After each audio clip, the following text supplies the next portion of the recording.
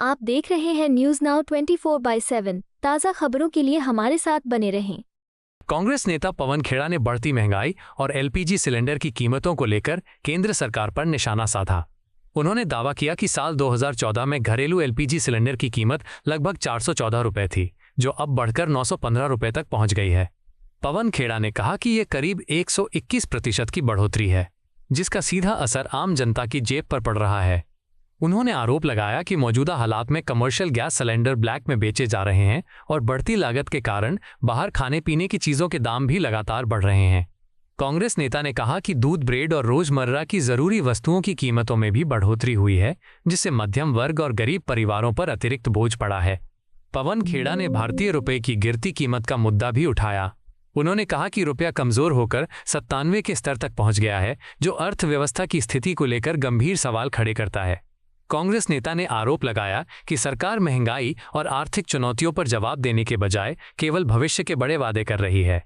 उन्होंने प्रधानमंत्री नरेंद्र मोदी पर निशाना साधते हुए कहा कि पहले सरकार ने 60 दिनों में बदलाव का वादा किया, फिर 60 महीनों का समय मांगा और अब 2047 तक के विजन की बात की जा रही है।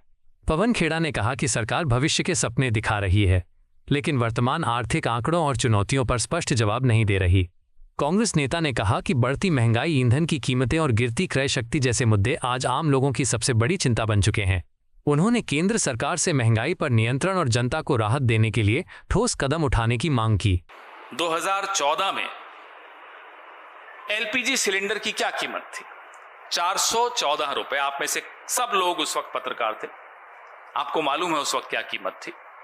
414 रुपए का एलपीजी आज 915 रुपए का हो गया। 121% की बढ़ोतरी 12 साल में।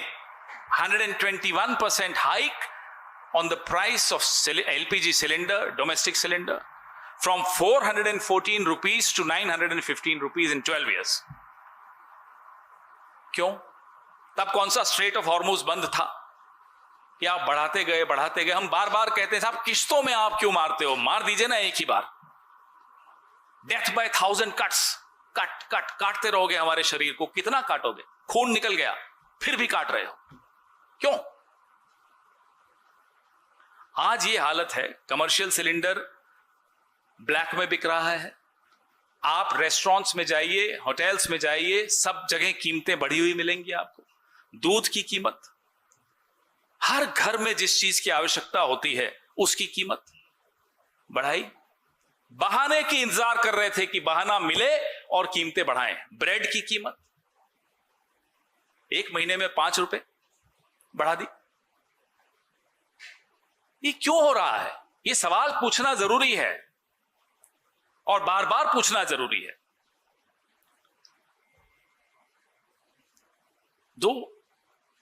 एक और हमने एक आदत देखी साहब इनकी आदत यह है, पहले बोला मुझे 60 दिन का समय दे दो, याद है आपको?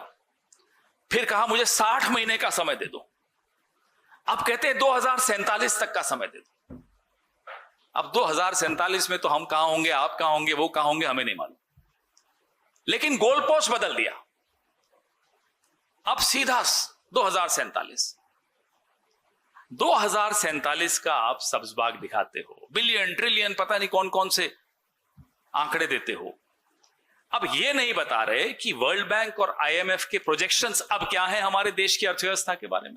वो कह रहे हैं कि ये स्लोडाउन लंबा चलने वाला है। आप छठे पायदान पे गिर चुके हो, ये नहीं बताएंगे। 47 में ले जाएंगे आपको। निंदा करेंगे 1947 के बाद की सरकारों की, उम्मीद दिखाएंगे 2047 की। बीच का क्या हुआ? बीच का कुछ नहीं, कोई अकाउंट नहीं। रुपए के पर आ जाइए।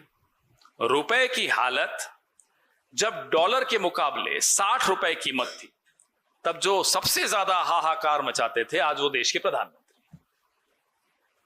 तब मनमोहन सिंह जी की उम्र से तुलना करते थे, उनका अपमान करते थे डॉक्टर मनमोहन सिंह जी का। आज अभी जब मैं आ रहा था, घर से निकला तो 96 रुपए 60 पैसे था। एआईसीसी तक पहुंचा 10 मिनट में, 96 रुपए 80 पैसे हो गया। अब पता नहीं अब कितना है, 97 तक हो गया। तो बढ़ता जा रहा है। रुपया तो मार्गदर्शक मंडल में कभी का शामिल हो गया।